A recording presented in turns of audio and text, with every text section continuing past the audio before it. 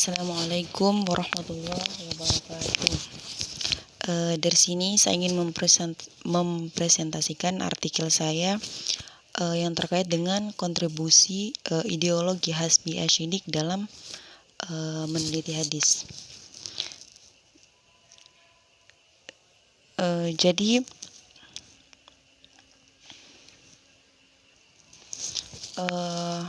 dapat kita ketahui bahwa dari sini saya akan menjelaskan dari sisi sosok seorang Hasbi Ashidik. Nama lengkap beliau adalah Tengku Muhammad Hasbi Ashidik. Beliau dilahirkan pada 10 Maret 1904 di Lok Seumawe. Ayahnya bernama Tengku Kadi Sri Maharaja Mangkubumi Hussein bin Mas'ud. Ayahnya ini adalah seorang ulama ternama di daerahnya dan memiliki sebuah pesantren. Sedangkan ibunya bernama Tengku Amra, putri dari Tengku Abdul Aziz. Nah, di sini beliau mendapat gelar Ashidik dari Syekh Muhammad Ibnu Salim Al-Khalili dan digunakan pada tahun 1925. Kemudian pada akhirnya dijadikan untuk nama keluarga sebab beliau adalah keturunan dari Abu Bakar Ashidik. Terkait dengan pendidikan beliau menimba ilmu keislaman, khususnya bahasa Arab dalam bidang nahwu sorof pada sekitar tahun 1926, di mana Hasbi ini berangkat ke Surabaya untuk melanjutkan pendidikannya di Madrasah Al-Irsyad yang didirikan oleh Ahmad Surqoti, di mana di madrasah ini Hasbi mengambil spesialisasi dalam bidang pendidikan dan bahasa. Nah, corak pemikiran Hasbi ini yang berkaitan dengan ilmu keislaman banyak dipengaruhi di Madrasah Al-Irsyad ini. Seperti yang diketahui bahwa Hasbi sangat mencintai ilmu pengetahuan. Beliau dikenal sebagai sosok seorang pendidik yang tercermin dari berbagai karir atau karya yang beliau hasilkan dalam bidang pendidikan, terkhususnya dalam ilmu-ilmu keislaman. Nah, pendidikan Hasbi dikenal menonjol dan beliau memperoleh banyak penghargaan. Adapun penghargaan yang beliau terima kebanyakan dari berbagai universitas di Indonesia, di mana kebanyakan beliau berjabat sebagai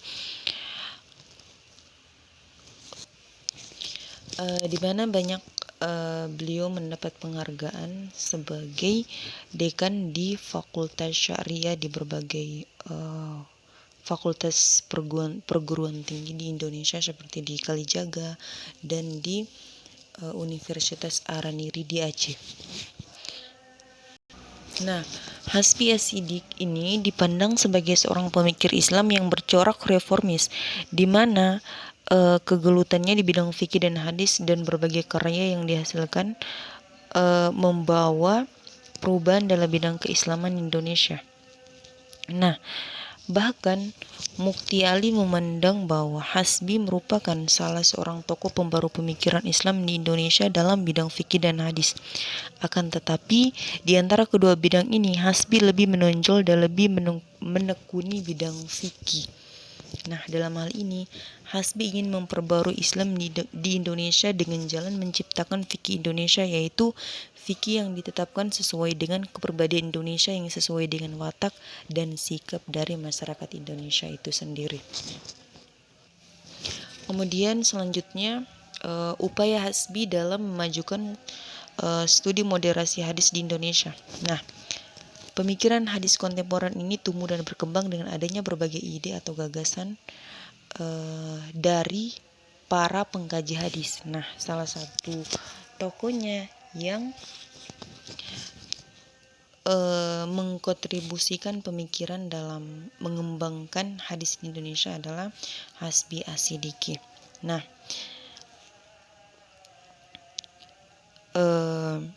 terdapat 3 term yang muncul dalam era modern kontemporer yang dikategorisasikan.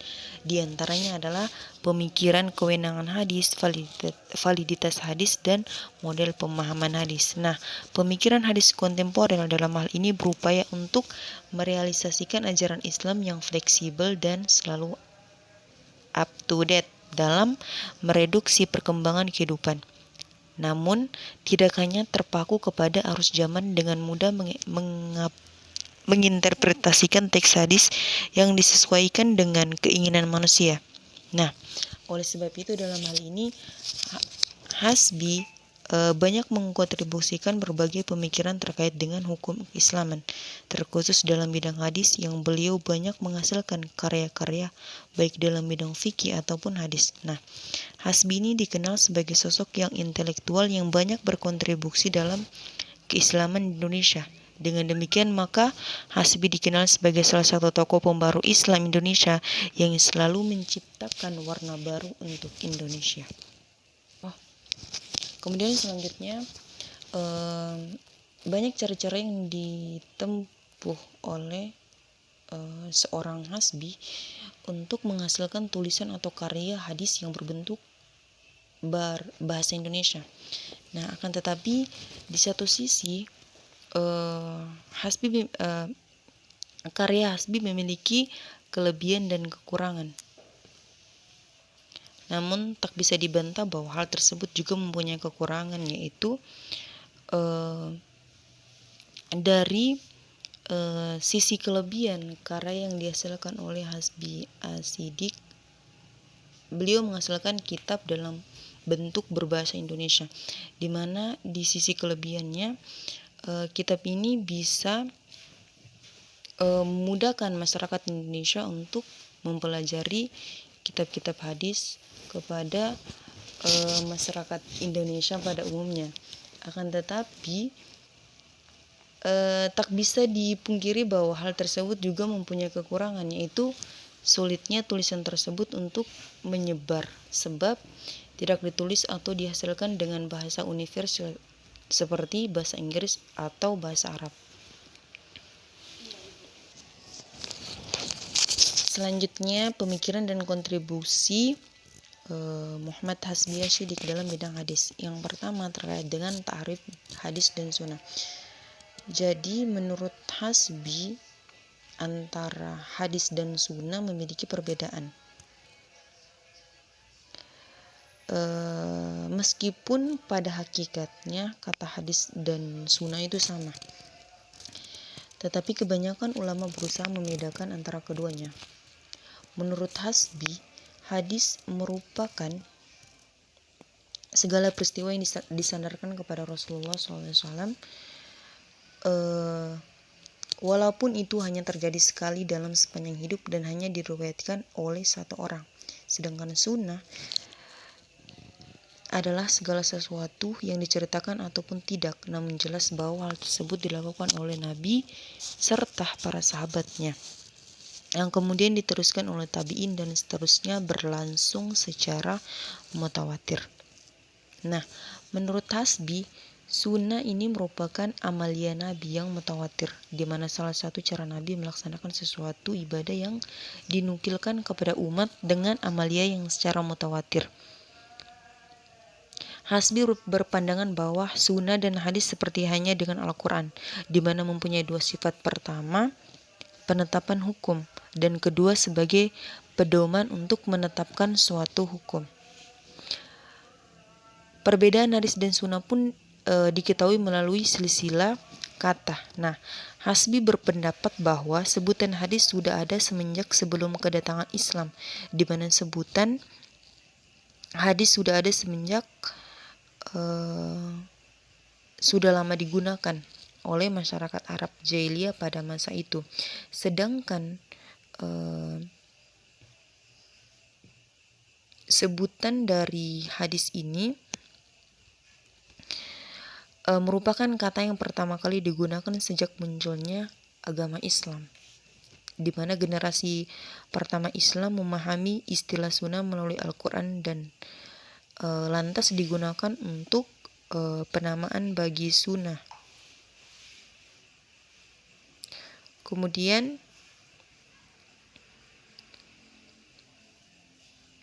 gagasan Hasbi ini didorong oleh pembelanya terhadap keaslian sunnah.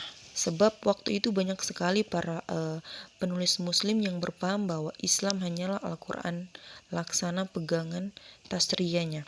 Banyak dari ilmuwan muslim yang menolak sunnah sebagai hujah dengan alasan tidak diyakini kebenarannya. Kemudian Hasbi pun menegaskan bahwa para ilmuwan muslim tersebut dipengaruhi oleh para orientalis, terutama Goldziher yang berusaha memasukkan keraguan terhadap sunnah.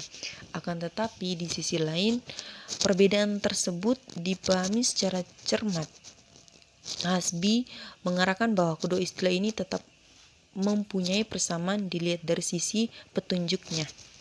Sebab segala perbuatan Nabi dikuatkan dengan perkataan Rasulullah SAW. Kemudian yang kedua, kehujahan hadis.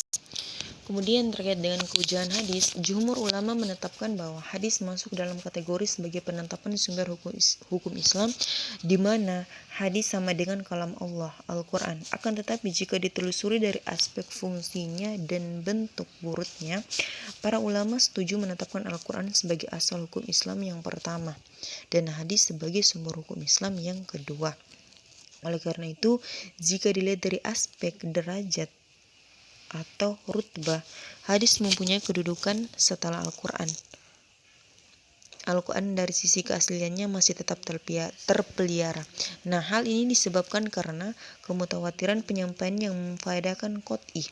Nah, Hasbi berargumen bahwa Al-Quran adalah kitabullah yang diturunkan kepada Nabi dengan lafaz serta maknanya diketahui bahwa Rasulullah memerintahkan kepada para sahabat untuk dapat menuliskannya. Selanjutnya, hadis sebagai mubayyin, penjelas bagi Al-Quran tersebut, sebagaimana diterangkan dalam Quran surah An-Nahl ayat 44. Nah, dari sini terkait dengan kehujahan hadis, Hasbi berpandangan bahwa hadis secara garis besar ditelusuri berdasarkan kehujahannya dibagi menjadi hadis makbul dan hadis mardud. Nah, di mana hadis makbul merupakan hadis yang masuk dalam kategori yang sudah memenuhi persyaratan dan dijadikan sebagai hujah. Sedangkan hadis mardud adalah hadis yang tidak memenuhi persyaratan. Kemudian terkait dengan hadis sahih. Hadis mengemukakan bahwa hadis sahih adalah hadis yang tidak cacat pada matanya. Hadis yang masuk sebagai hadis yang tidak bertentangan dengan ayat Al-Quran atau khabar mutawatir, serta sahih apabila tidak terdapat cacat pada sanadnya dan pada matannya. Kemudian perawinya adil dan kuat hafalannya. Karena menurut Hasbi, hadis sahih jika dilihat pada sanadnya saja tidak termasuk aspek hadis yang tergolong sahih. Sedangkan terkait dengan hadis ahad, Hasbi memiliki pendapat yang sama dengan Imam Syafi'i yang menyatakan bahwa hadis ahad tidak untuk mengkhususkan pengertian secara umum yang dijelaskan dalam Al-Quran, kecuali kandungan dari hadis ahad tersebut sudah melewati kesepakatan oleh para ulama.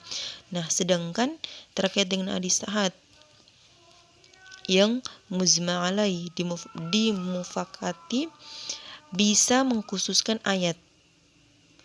Nah, kemudian terkait dengan hadis doif, Hasbi berpendapat bahwa hadis doif ini tidak bisa digunakan sebagai hujah dalam menetapkan suatu hukum.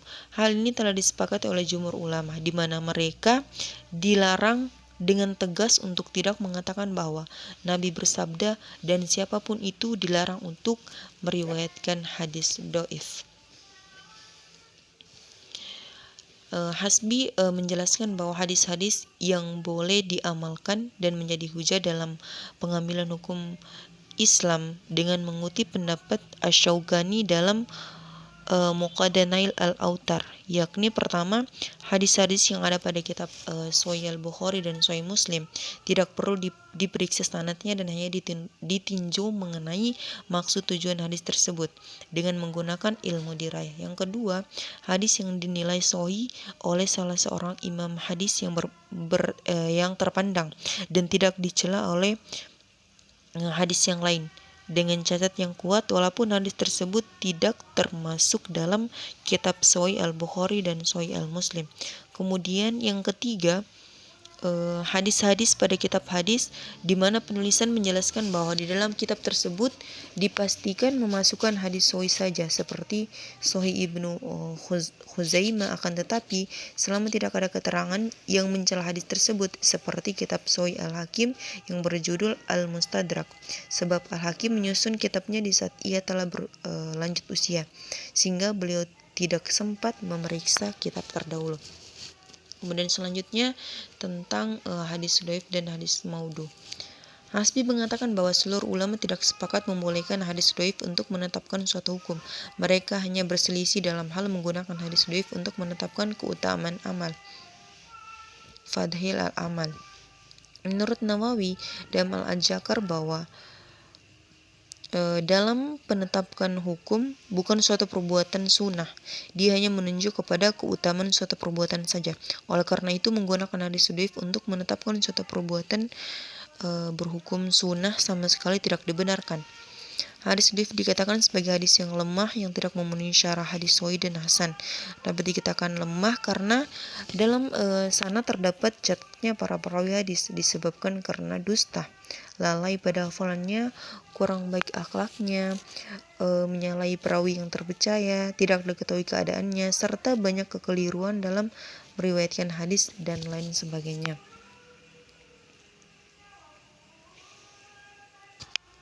Sedangkan terkait dengan hadis maudhu, Hasbi mengatakan bahwa hadis maudhu secara bahasa berarti sesuatu yang diletakkan, meninggalkan, menggugurkan, atau berita bohong yang sengaja dibuat-buat. Nah, hadis maudhu dapat dikatakan sama sekali tidak dapat dijadikan hujah. Menurut Hasbi, hadis maudhu merupakan sisipan dari musuh-musuh Islam yang beroperasi di kalangan kaum muslimin. Tanda-tanda sanad dalam hadis maudhu adalah pengakuan perawinya sendiri. Nah, perawinya terkenal berdusta dan tidak ada orang lain yang meriwayatkan hadis itu selain dia sendiri. Sedangkan tanda-tanda matanya adalah susunan kalimat dan lafalnya buruk. Maknanya rusak karena berlawanan dengan hal-hal yang mudah diketahui akal dan tidak pula ditakwilkan. Nah, selain itu, tanda-tanda dari hadis maudhu dapat diketahui dari matan yang berlawanan dengan kenyataan, menyalahi sunatullah, menyalahi keterangan Al-Quran, memuat dongeng yang tidak masuk akal, dan lain sebagainya. Kemudian yang selanjutnya, adapun metode dalam memahami hadis perspektif Hasbi. Yang pertama yaitu terkait dengan hadis memegang Al-Quran dalam perspektif terkait dengan hadis berwudu untuk memegang Al-Quran. Nah, di sini Hasbi menggunakan metode dalam memahami hadis ini dengan membandingkan hadis dengan Al-Quran, di mana beliau mencari hadis terkait dengan berwudu ketika memegang Al-Quran. Akan tetapi beliau tidak hanya berpaku kepada hadis tersebut, akan tetapi beliau membandingkannya dengan ayat Al-Quran yang terkait dengan berwudu untuk memegang mushaf. Kemudian metode Hasbi yang kedua yaitu hadis mengenai membersihkan jilatan anjing. Nah, dari sini Hasbi menggunakan metode dengan cara melakukan perbandingan antara hadis satu dengan hadis lainnya. Kemudian beliau menelusuri atau melihat asbab al-wurud hadis dan melihat pandangan para ulama serta beliau menelusuri dari sisi kesehatan. Kemudian selanjutnya hadis terkait dengan wadah dari kulit bangkai dalam perspektif Hasbi. Nah, terkait dengan hadis tentang wadah dari kulit bangkai, di mana kulit bangkai ini dimanfaatkan dan dijadikan sebagai wadah. Nah, di sini Hasbi memahami hadis dengan cara mengkiaskan, dalam artian bahwa beliau menyamakan kulit kambing dengan kulit yang lainnya. Contohnya seperti itu. Kemudian selanjutnya Hasbi memahami hadis tentang memelihara jenggot dan menggunting misai. Nah, di sini salah satu metode Hasbi dalam memahami hadis ini yaitu beliau membandingkan kondisi di zaman Nabi dan kondisi di zaman sekarang, di mana pada zaman Nabi Rasulullah memerintahkan untuk memelihara jenggot dengan tujuan untuk membedakan orang Islam dengan orang jahiliyah. Akan tetapi Hasbi membandingkan dengan kondisi sekarang, di mana kondisi sekarang kebanyakan orang-orang Islam dan orang-orang Nasrani itu semuanya memelihara jenggot, sehingga untuk membedakan orang-orang Islam dan orang-orang Nasrani tidak hanya terletak pada jenggotnya. Kemudian selanjutnya metode Hasbi memahami hadis, air dan kekuatannya. Nah, terkait dengan hadis terkait dengan air dan kekuatannya, Hasbi menggunakan metode dengan menggunakan logikanya untuk memahami hadis. Kemudian kesimpulan yang dapat diambil dari artikel ini yaitu semangat kajian hadis Indonesia ini tidak lepas dari figur pembesar yang sangat berperan penting dalam perkembangan hadis Indonesia. Nah, salah satu tokoh yang sangat berpengaruh dalam kajian hadis Indonesia adalah Hasbi Asy-Siddiq yang berasal dari Aceh, Kota Singkel. Nah, beliau ini dikenal sebagai sosok ulama yang banyak berkontribusi dalam mengembangkan dan menciptakan kehidupan baru dalam studi hadis di Indonesia. Peran serta kontribusi beliau tercermin dari karya-karya yang beliau hasilkan. Hasbi berhasil menyerang budaya kepenulisan kitab hadis di Indonesia, di mana dalam menghasilkan berbagai tulisan serta karyanya, beliau memusatkan dan lebih fokus kepada hasil karyanya yang beliau tulis dalam bentuk bahasa Indonesia. Alasan Hasbi menghasilkan karya dalam tulisan bahasa Indonesia agar lebih mudah dipahami oleh masyarakat Indonesia pada umumnya. Nah, di antara kontribusi Hasbi yang pertama adalah ta'rif dan sunnah. Kemudian yang kedua adalah hadis sebagai hujah dalam pandangan Hasbi. Dan ketiga tentang hadis dhaif dan maudhu. Kemudian selanjutnya adapun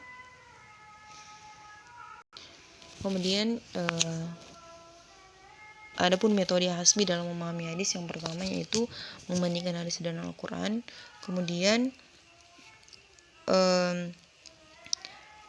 membandingkan antara satu hadis dengan hadis lainnya, kemudian menelusuri atau melihat asbab wurud hadis dan melihat pandangan para ulama serta menelusuri dari sisi kesehatan. Kemudian selanjutnya metode Hasbi memahami hadis dengan metode kias. Selanjutnya dengan membandingkan zaman Nabi dengan zaman sekarang, dan yang terakhir menggunakan metode logika dalam memahami hadis. Demikian sedikit presentasi terkait kontribusi Hasbi mengenai hadis di Indonesia. Semoga bermanfaat dan barokah. Sekian dari saya. Wassalamualaikum warahmatullahi wabarakatuh.